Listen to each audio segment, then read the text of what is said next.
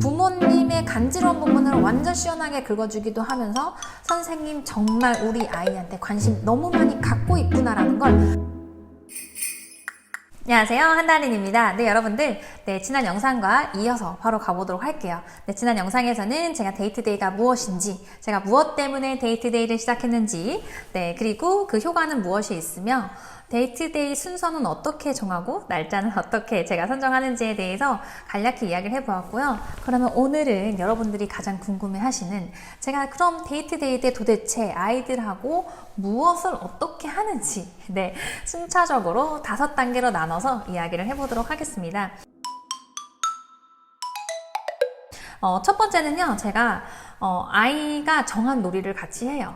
아이한테 시작할 때 물어봐요. 혹시 선생님하고 오늘 어떤 놀이 하고 싶은지 생각해 왔어? 이렇게 물어봐요. 그럼 대부분의 아이들이 다 생각을 해옵니다. 그래서 한 3개 정도 놀이를 같이 하는 것 같아요. 그래서 진행을 하는데요. 저희 반 같은 경우에는 이제 감정 젠가나 감정 부루마블 뭐 이런 거 굉장히 활성화해서 진행이 되었다고 제가 아마 예전 영상에서 언급을 해드렸을 거예요.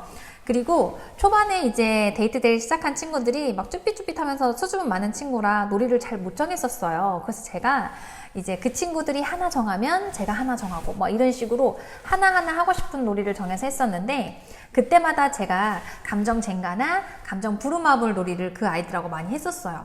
그러니까 그 다음 데이트데이 하는 친구들도 그게 되게 좋아 보였나 봐요. 그래서 감정 젠가나 감정 부루마블, 감정 퀴즈, 뭐 감정 카드 게임 뭐 이런 거를 많이 고르더라고요. 그래서 저는 정말 운이 좋게도 애들아 고마워, 정말 고맙게도 감정 놀이를 애들이 많이 이렇게 선정해준 덕분에 정말 수월하게 진행이 됐다고 볼 수 있는데요. 여기서 사실은 이게 핵심이에요. 반드시 아이들하고 데이트데이를 하실 거면 놀이할 때 감정 놀이를 하셔야 돼요. 왜냐면 그냥 겉으로 하는 대화를 하려고 이 시간을 갖는 게 아니에요. 아이의 마음을 끄집어내는 대화를 나눠야 되거든요. 놀이를 하면서 계속 대화를 해야 되는 거예요. 그래서 사실은 힘들기도 하지만, 그래서 저는 감정 젠가 부루마블 같은 건 거의 꼭 하거든요, 아이들하고. 그러면 감정 젠가 제가 예전에 소개해 드렸을 거예요. 그러면 그 순서대로 만약에 방법대로 한다라면 아이가 그 감정 젠가 하나만 해도 감정을 진짜 안 말하는 아이도 6, 7개는 말하게 돼요, 감정을. 그러면 제가 그 아이랑 감정을 나누게 되는 거죠. 그리고 제 감정도 나누게 되잖아요. 그러면서 완전 긴장하고 뭐 이렇게 막 위축됐던 아이들도 자기가 감정을 말할 때, 즉 자기의 경험을 얘기를 할 때 교사가 온전히 자기한테만 집중해서 경청을 하고 공감해 준다는 걸 느끼면요, 그 아이가 되게 편안해져요. 긴장이 되게 많이 풀어져요. 그렇게 하면서 저랑 가까워지는 시간이 되는 것 같아요, 제가 봤을 때는. 그리고 아이도 그 계기로 해서 저한테 이렇게 닫혀있던 마음을 이렇게 조금이라도 열게 되는 어떤 그런 시작점이 될 수 있기 때문에 반드시 감정과 관련한 놀이를 해서 아이가 어떨 때 어떤 감정을 느끼는지에 대해서 언급할 수 있도록 이렇게 진행을 하는 거를 정말 강력 추천해 드립니다. 물론 내가 감정을 잘 모르는 어린 연령이다 라고 하면 또 다른 이제 감정을 살짝쿵 언급하는 그런 놀이들을 같이 하면 되겠죠. 선생님들이 짜기 나름이에요. 다시 말하지만 이날의 놀이의 목적은 아이의 마음에 내 마음이, 그 사람의 마음이 조금 닿는 그런 경험을 하는 놀이를 반드시 하셔야 된다는 거를 강조해 드리고 싶습니다. 그 다음에 2번째는 저는 선물을 전달해요. 제가 어떤 선물을 준비해요. 근데 뭐 하나의 선물이 아니라 막 반짝이 색종이도 놓고 스티커도 놓고 뭐 초콜릿이나 과자 같은 것도 놓고 또 조그마한 놀잇감도 놓고 막 이렇게 막 잡다구리한 걸 다 놔요. 그러면 아이가 느꼈을 때 우와 많이 받았다라고 느끼고요. 사실은 이 데이트데이만 해도 좋지만 선물이라는 것을 받았을 때 기쁨이 있잖아요. 그래서 아이들은 이 데이트데이를 더 좋은 날로 여겨요. 그러니까 한마디로 선물은 이 데이트데이를 정말 좋게 해줄 수 있는 어떤 맛있는 양념이라고 보시면 될 것 같아요. 자, 이렇게 아이한테 선물을 줘서 기분을 좋게 만들었죠. 그 다음에는 저는 3단계로 브레인스토밍을 해요. 약간 이런 거를 뽑아야 저 같은 경우에는, 그래서 우리 미미는요 이렇게 해서 미미를 가운데 적고 제가 아이에 대해서 궁금한 걸 물어보는 시간을 가져요.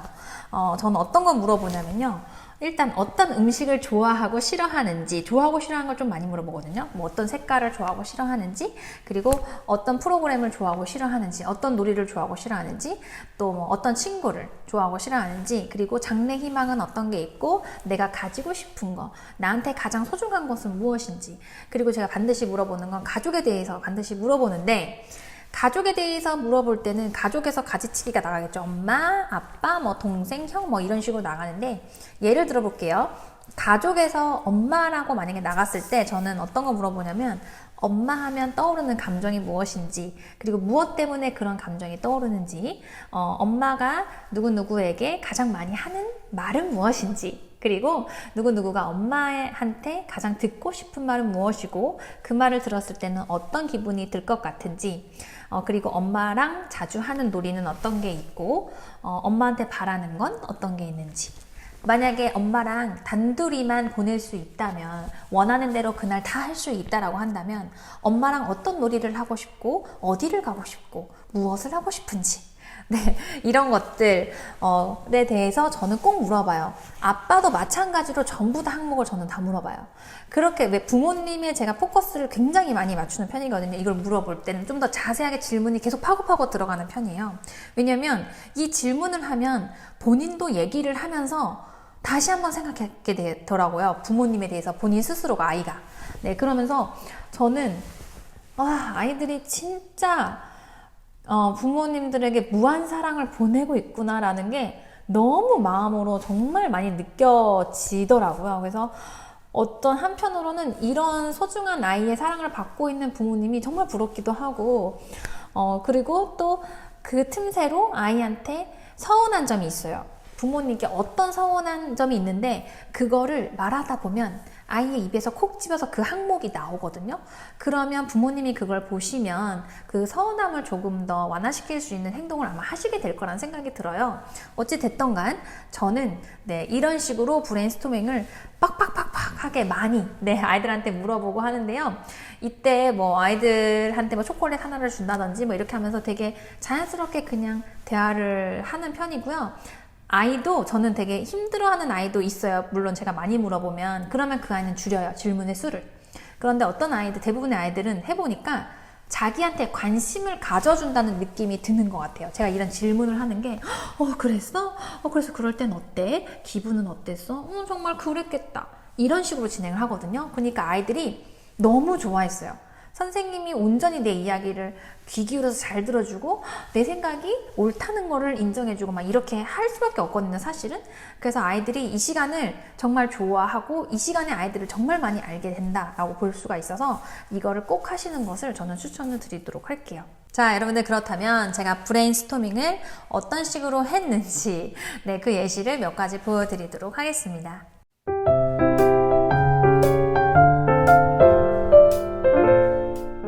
여러분들, 이렇게 브레인스토밍이 마무리되고 나면 마지막 단계로 제가 아이와 함께 셀카를 찍는 시간을 가지는데요. 저는 여러분, 스노우라는 어플을 너무 좋아해요. 제 모든 것들은 다 스노우로 찍거든요. 이날도 마찬가지로 제가 스노우라는 어플을 활용을 하는데요. 스노우 어플에는 보시면 막 너무 귀여운 것들, 너무 웃긴 것들이 많잖아요. 막 그 어플, 막 이렇게 얼굴 바뀌고, 너무 예뻐지고, 아니면 귀여워지고, 막 이런 것들. 아이들은, 남자애들은 좀 웃긴 걸 선호하고요. 여자애들은 귀엽고 예쁜 걸 선호를 하는데요. 어찌됐든 간 아이한테 자율적으로 어플을 다 고를 수 있게 해요. 그래서 진짜 사진 찍기 싫어하는 아이도 한 20장 정도는 찍었던 것 같고요. 웬만한 다른 아이들은 진짜 많이 골라요. 되게 재미있어요. 그래서 한 4, 50장 정도는 찍었던 것 같아요. 그 어플로 사진을 저랑 계속 같이 찍거든요. 4, 50장 정도를 찍는데 저는 아이들이 이렇게나 행복해할까 싶었어요. 사진 속에서 아이가 웃는 게 진짜 행복해 보였어요. 이게 너무 재밌나 봐, 아이가. 저랑 같이 사진을 찍는 것도, 선생님하고 찍는 것도 좋은데 내가 원하는 어플까지 눌러서 찍으니까 아이들이 너무너무 행복해요. 이렇게 저는 마지막으로 아이들과 사진 찍기를 해서 이 시간을 마무리합니다. 아이들과는 이 시간을 이렇게 마무리하지만 저는 끝난 게 아니에요. 저는 그 다음에 아이가 집에 가기 전에 아이의 손에 요런 거를 제공을 하거든요. 요런 거를 제공을 하는데 여기 보면 막 이렇게 막 뭐가 있죠? 네, 이런 거를 제공을 하는데요. 이 종이에는 어떤 게 적혀 있냐면요. 제가 아이랑 함께 브레인스토밍 한 게 일단은 들어가요. 브레인스토밍 한 게 일단은 들어가고 그 다음 단계에는 살짝 후 보여드리면 슉 이렇게 뭐가 글자가 많이 적혀 있죠? 네, 여기에 뭐가 적혀 있냐면요. 제가 아이랑 그날 어떤 놀이를 했는지 순차적으로 다 적어 놓고요. 왜냐면 아이마다 놀이한 게 다 달라요. 그래서 순차적으로 적고 그 다음에 우리 미미가 느꼈던 순간들 이렇게 적은 다음에 저랑 감정 게임 같은 거를 하면서 아이가 감정을 많이 말하잖아요. 그리고 꼭 감정 게임 안 하더라도 저는 막 그때 기분이 어땠어? 막 이야기하면서 막 물어보거든요. 그러면 제가 놀이하면서 다 적어놔요. 그거를 옆에 살짝살짝 메모를 해놓거든요. 그래서 그거를 감정을 다 정리해놔요. 이 아이가 괴로운 감정은 언제 느꼈었는지, 긴장하는 언제 느끼고, 슬픔은 언제 느끼고, 억울한 감정은 언제 느꼈었는지. 많이 말하는 애들은 한 15개 정도를 말하고요. 적게 말하는 아이들은 진짜 한 3개만 말하는 애도 있어요. 그럼 3개만 적는 거예요. 근데 얘기를 많이 하고 싶어 하는 아이들은 저는 그냥 많이 듣거든요. 그렇게 하고, 그 다음에는 제가 미미와 함께 하면서 무엇을 느꼈는지를 적습니다. 내가 이 아이와 함께 하면서 오늘 하루 동안 제가 새롭게 이 아이에 대해서 느끼게 된 거, 이 아이의 마음에 대해서 느끼게 된 거를 부모님께 상세하게 적는 거예요. 적고, 그리고 제가 부모님한테 하고 싶은 말을 적어요. 저는 정말 하고 싶은 편지처럼 적어요. 제가 해보니까 우리 누구누구는 어떤 마음을 갖고 있는 게 있어서 굉장히 따뜻한 마음을 가지고 있고 또 새로운 면에 대해서 언급해드리고 가정에 대해서는 어떻게 생각을 하고 있고 제가 생각했을 때는 가정에서 이런 부분을 도와주신다라고 하면 우리 아이가 앞으로 어떻게 하는데 더 많은 도움이 될 것 같습니다. 이런 식으로 제가 편지글을 이렇게 적습니다. 꽤 길죠? 네, 이렇게 적어요. 네. 그리고 뒷부분에는 제가 아이하고 사진 찍은 것들을 빨리 보여드려야지 슉! 네, 이렇게 이것뿐만이 아니에요. 여기 지금 여러 장이 있거든요. 사진이 굉장히 여러 장 들어갑니다. 많이 찍은 아이들은 이거를 다 이렇게 뽑아가지고 이렇게 그냥 클리어 파일에 넣어가지고 제가 가정으로 보내드립니다. 그리고 아이하고 찍은 사진하고 저는 아이하고 놀이하는 거를 데이트데이 하는 거를 다 타임랩스로 다 찍어요. 다 찍어서 그 영상이랑 사진을 카페에 다 올리거든요. 그래서 부모님이 볼 수 있도록 그렇게 합니다. 이렇게 해서 아이를 통해서 제가 제공하는 것들 이렇게 보내고 나면은 그 날의 데이트데이는 다 마무리가 되는데요. 저는 마무리가 안 됐어요. 저는 이것을 보낸 당일에는 가정에 전화하지 않아요. 왜냐면 아이가 집에 가서 부모님과 뭔가 이야기를 나눌 게 많을 테니까 그거를 하고 난 다음, 그러니까 데이트데이를 한 다음 날 또는 다다음 날 이렇게 한 이틀이나 3일 텀 이렇게 두고 전화를 하는데요. 제가 전화를 해서 이제 부모님과 이야기를 나누는 거죠. 물론 제가 여기에 다 적어서 보내드리긴 했으나 이제 부모님이 직접 이거를 보시면 진짜 재미있어 하시는 것 같아요. 왜냐면 아이들이 가정에서는 솔직히 부모님하고 이렇게까지 상세하게 자기 감정에 대해서 이야기를 잘 나누질 않아요. 그런데 저는 이런 시간을 갖기 때문에 우리 아이가 이때 이런 감정을 느끼는 아이구나, 또는 우리 아이가 이렇게도 말하는구나, 이런 거를 부모님이 읽어보시면서 되게 재미를 많이 느끼고 새로운 걸 많이 알게 되시는 거예요.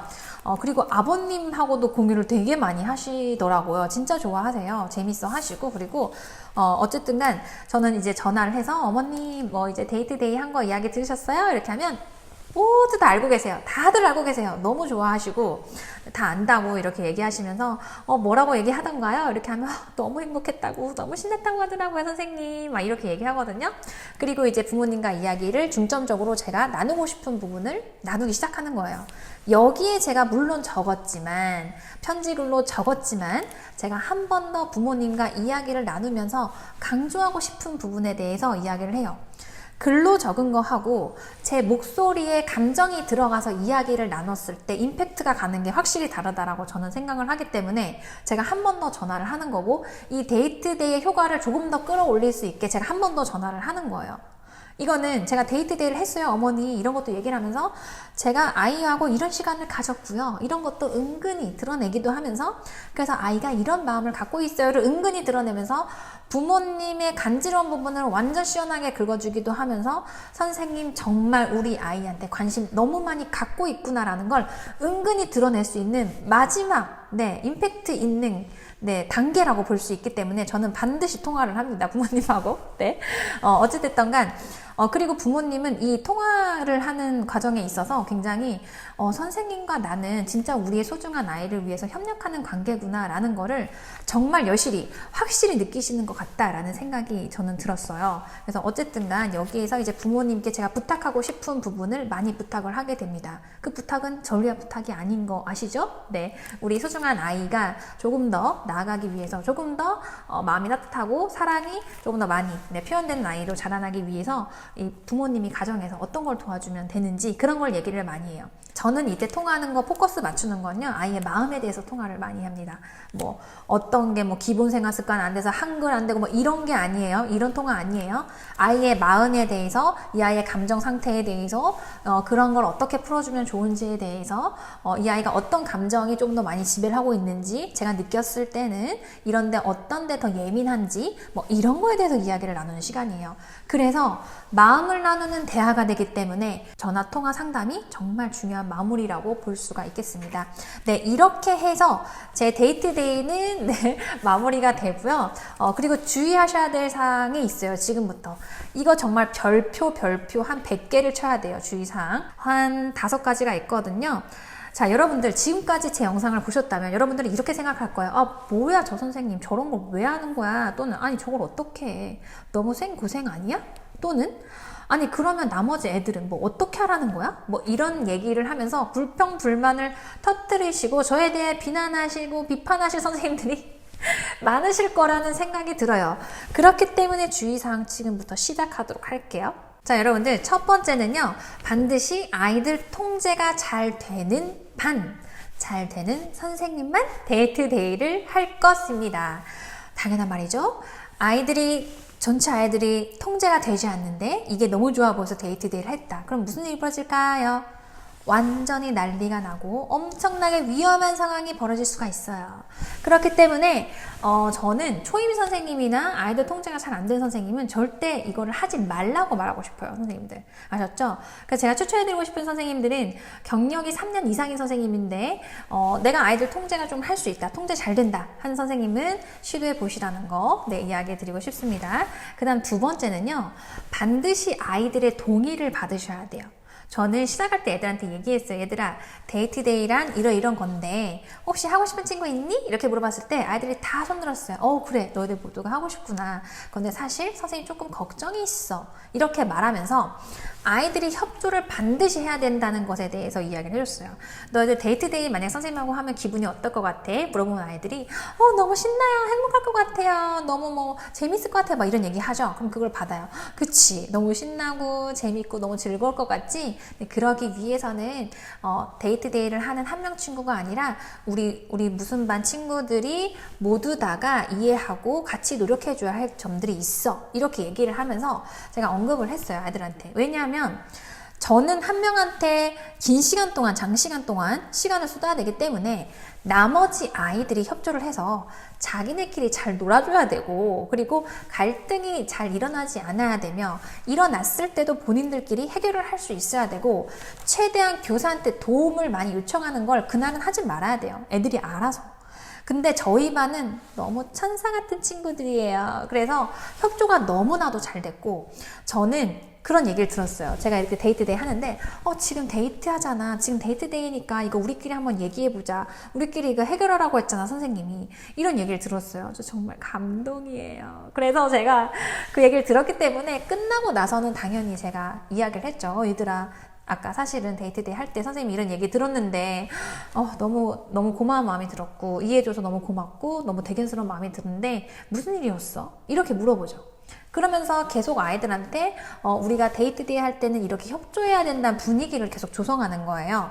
이렇게 해서 아이들이 반드시 동의를 하고 협조를 끌어낼 수 있어야 된다는 거를 이야기 드리고 싶고요. 그 다음에 세 번째 주의사항은요. 학기 초가 지나고 하셔야 돼요. 아시죠?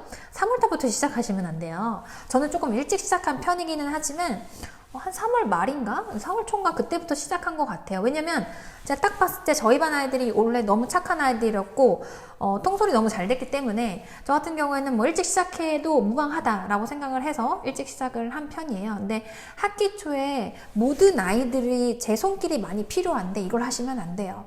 선생님들이 상황을 봐가면서 조절을 하셔야 된다는 거 아시겠죠? 학기 초에 내 도움이 애들이 많이 필요해. 그럼 이거 하면 안 되죠.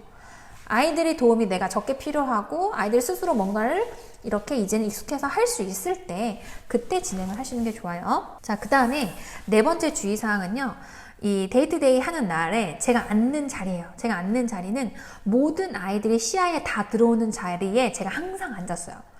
항상 끝에, 벽 쪽 끝에 모서리 쪽에 있는 이제 책상에 제가 앉았는데요. 거기 앉으면 제가 저희 반 입구부터 이 옆에까지 전부 다 시야에 모두 다 화장실까지 다 들어와요. 그래서 그 자리를 벗어나서는 거의 잘 안 했어요. 그러니까 뭐 몸으로 하는 놀이 몇 개 제안한 친구 있는데 그럴 때 잠깐씩만 했지 저는 항상 그 자리에 앉았어요. 아이가 앉으려고 하면 제가 얘기했죠. 선생님 여기 이 자리에 앉고 싶어. 친구들 다 봐야 해서. 이런 식으로 해서 자리를 교체해서 항상 그 자리에 앉았습니다. 그래서 시야에 아이들은 항상 두고 있어야 된다는 거를 염두를 해 두셔야 될 것 같고요. 그리고 이제 여기에서 연장선상으로 본인이 시야가 좁은데 이걸 하시면 안 돼요.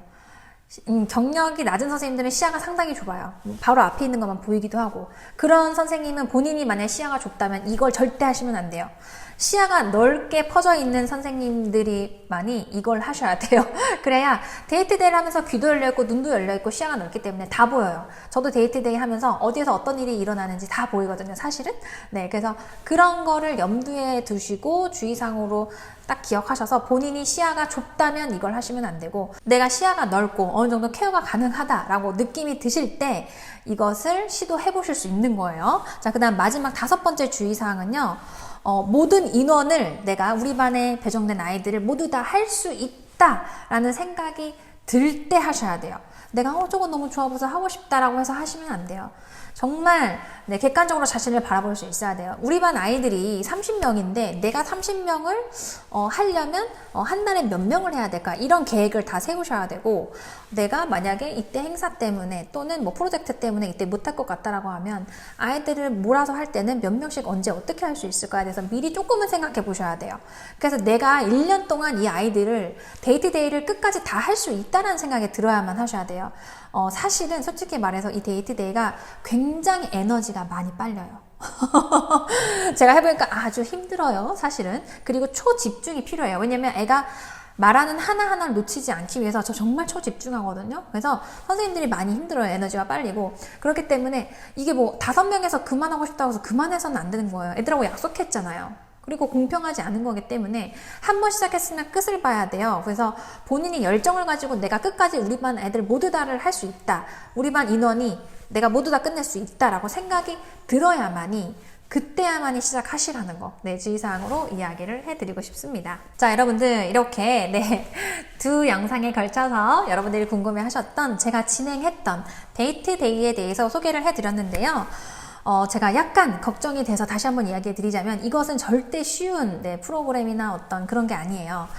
그렇지만 그만큼 보람도 굉장히 크고 만족감과 기쁨도 정말 커요. 저도 크고 부모님도 아이도 큰. 그러니까 우리 정말 소중한 추억을 만들 수 있고 정말 끈끈해지고 서로를 조금 더 의지하고 마음을 알게 되는 정말 좋은 시간은 맞기는 맞거든요. 그런데 판단은 선생님들이 하시는 거예요. 제가 주의사항에서 이야기 드렸어요. 그리고 한 번 더 얘기해 드리자면 제 모든 영상이 그렇지만 제가 오늘도 이 데이트데이라는 날과 이 방법 같은 거 다 제가 그냥 생각한 거예요. 다 제 생각이에요. 그래서 정해진 게 아니라는 거 여러분들 반드시 생각하시면 될 것 같고요. 그리고 저거 너무 이상해 라고 생각하면 이상하니까 하지 마세요.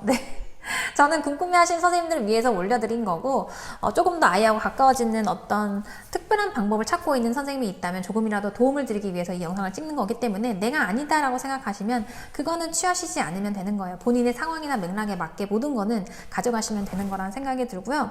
저도 처음에 이거를 생각하고 나서 제가 이제 선생님들께 이야기를 했었어요. 근데 저희 옆반 선생님은 이제 선생님 그거 너무 재밌을 것 같아요. 너무 좋을 것 같아요. 저도 할래요 라고 얘기를 해서 제가 방법이랑 이런 걸 다 알려줬어요. 그래서 옆반 선생님은 하셨고요. 나머지 선생님은 그닥 별 반응이 없었지만 오히려 저는 그 선생님들이 본인의 상황에 맞게 그렇게 안 하는 것이 더 현명했다라고 사실은 생각을 해요. 본인이 할 다른 이제 것들이 많은데 나는 못할 것 같은데 하는 게 아니라 못할 것 같으면 내가 저건 아니야 라고 취하지 않는 것 또한 정말 현명한 방법이라는 생각이 듭니다. 그러니까 즉 선생님들의 상황에 맞게 하라고 다시 한번 누누이 제가 강조를 해드리도록 할게요. 어찌됐든 간 오늘 이제 다른 데서 들어보지 못한 것이었을 것 같아요. 네, 그런데 이 제 오늘 영상이 여러분들께 조금 아이디어를 깨우는데 또는 새로운 것을 하는데 도움이 되셨다면 좋아요, 구독을 꾹 눌러주세요. 그러면 저는 다음에 더 좋은 영상으로 여러분들을 만나러 오도록 할게요. 안녕!